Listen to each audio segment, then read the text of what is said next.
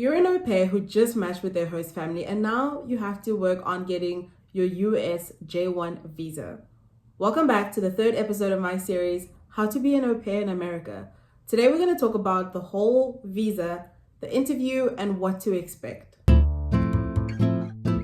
Interesting fact, the J-1 visa is not just for au pairs. It is not the au pair visa. It is an exchange visitor visa. So it's used by companies to get people over for training purposes, skills management, management training, and all the sort. So the visa is used by a lot of companies that issue out J forms, and then you apply to get your J-1 visa. Some things that need to happen even before you get to the visa interview. You need to have found a sponsor. So if you're au pairing, the agency will be your sponsor, not the host family actually. The agency is your sponsor. Secondly, you need to be accepted into this exchange program. So just being registered to the agency and having signed your host family and au pair agreement, you're accepted into the program. Your information has to be on the SEVIS website. So you would have already done this SEVIS website, filling it out and then paying the fees. And you would need to have your DS 2019. So that will be mailed to you from your agency in America. You need to go there with the original. So after all of these things are done and completed, you can start looking to book your visa interview date. I know this part is really stressful. I was in that position where I couldn't get a date, and I only got one that was 7 months away, which was actually 2 months after I was supposed to fly to the US. So that wasn't going to work for me. But the advice that I got was to set a timer for every 40 minutes. When the timer goes off, log onto the website and try get a date. You might not get the best date right off bat, but you'll keep getting better dates and better dates and better dates until that date arrives. Because you can change your visa interview date as many times as you like. So just keep changing it for the better until eventually you find something that's good for you. So let's say you get your good visa date, and today's the day of your visa interview. So some of the things that you need to remember are being organized with your documents, being prepared with the documents, having photocopies of what needs to be photocopied. They will not photocopy for you.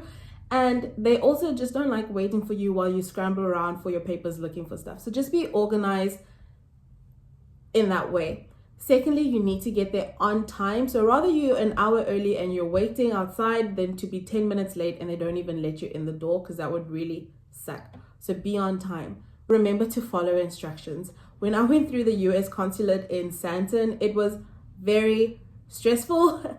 They kind of search you almost like how TSA searches us here at the airport. They take your cell phones away. They take away any electronics, any devices. You don't go in there with anything. Follow that direction of the security guards, of anyone, line managers that's helping you shuffle around, because you just don't want to irritate those people when your life kind of hangs in the balance of what they say. Okay, so the documents that you have to bring to the visa interview, your agency will usually tell you, but I'm just going to touch on them very quickly. You need to bring your passport, obviously. You need to bring your DS 160. You need to bring your application fee receipt to show that you paid for that. You need to bring your DS 2019, your appointment confirmation. You need to bring your host family au pair agreement. So these are just some of the documents that you need to remember. Some people say bring a bank statement, but it's not really necessary. It's usually for the other types of J-1 visas if you're going for managerial training and all of that. But if you're going as an au pair, you don't have to prove that you can sustain yourself. So what usually happens is you wait in line until you're the next person in line, and then you step up to the teller. I always thought it was a room that they take you to, but it's not. It's like a bank teller with partitions on both sides, and they're on this side and you're on this side. They ask for all your documents, your passport, and then they start asking you questions. It's really important at this time to try stay calm. I know we're all nervous, but try stay calm. Be very truthful, but do not give more information than what they're asking. So no rambling. That's not going to help your case at all. Now let's talk about the type of interview questions to expect when you're speaking to the consulate. So the type of questions that they ask you and how many questions they ask you will always depend on the person who is interviewing you. I got what I felt was quite a lot of questions. Some of my friends felt like they got way too many questions, and some of my friends felt like they didn't get enough questions. So it just depends on the type of person that's interviewing you, but this is just general what to expect with your questions. Before we get into the sample questions you can expect in an interview, I just want to highlight that the main thing that they're looking for are home ties. So anything that proves or shows that you're going to go back to your home country after your au pair year, because the point of the exchange visitor visa is for you to go back home after your au pair year. I'm throwing heavy shade at myself right now because I'm not going back home, but that's the point of the visa. And so most of your questions will be aligned in that way, or they'll help you prove that. So try align your answers in that way. They can ask you things about your education. So did you go to university? What did you study in university? Something along those lines. Then they'll ask you things about people you know in America. So do you have family in the US? Do you know anyone close to you that's in the US, like a close friend? Is any family members going to come with you, visiting you? All of that. Again, trying to see home ties. What is your probability of actually leaving the country when your au pair year is done? So they'll definitely ask you about your life in South Africa, your family, who do you live with in South Africa, your job, what do you do in South Africa, why did you leave your job to be an au pair? Do you think you're going to go back to that job when you're done au pairing? And what is your employment goal for the next few years? Where do you see yourself working? And how does the au pair program assist you with that? So then they're going to ask you about the exchange program. So they will ask you things like, which state are you going to? How many host kids are you looking after? Have you ever looked after children in a professional setting? What are you going to do after your au pair year's up? They can ask you how much are you going to get paid? And mind you, this is on the form so they can see it, but they want to know that you know that they know that you know. And they will also probably ask you, what classes are you thinking of taking?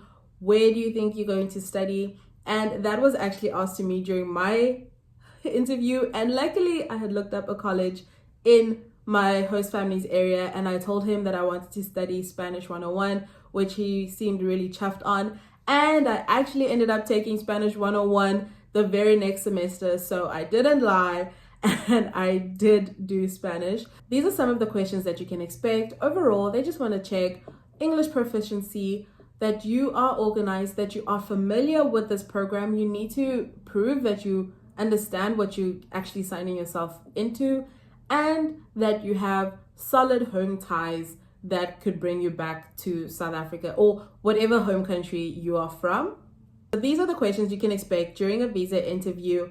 But overall, they are checking for a few things. They are checking that you are fluent in English and have good English proficiency. They are checking that you are fully aware of the au pair program or whatever program, and that you kind of understand what you've signed up for. They are also checking that you have solid home ties that will bring you back home.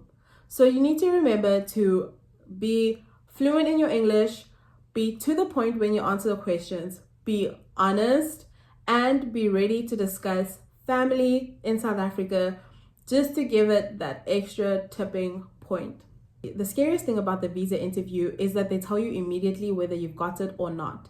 So you know you've gotten your visa when they do not give you your passport at the end of the interview, but rather give you a yellow slip. They take your passport to go print the visa on it, and you'll get it in a few days. But you know you haven't gotten the visa if they hand you back your passport and just send you on your way. They usually don't tell you to your face, because that would be really hurtful. What can you do if you do not pass the visa interview? Do not take this as a defeat or give up in any way. It might just be one question that you didn't answer correctly, or one document that wasn't properly filled out, or unfortunately the interviewer might just not have liked you, because again, it is up to them mostly. So what you can do is you can go back home, apply again, hopefully get somebody different, and give it a second try and practice more in answering those questions. Unfortunately, you do have to pay again, but hopefully you get it the second time around. And that is the end of the third episode of the series on how to get your visa interview. The next episode is going to be about what to pack and how to pack when you're moving abroad.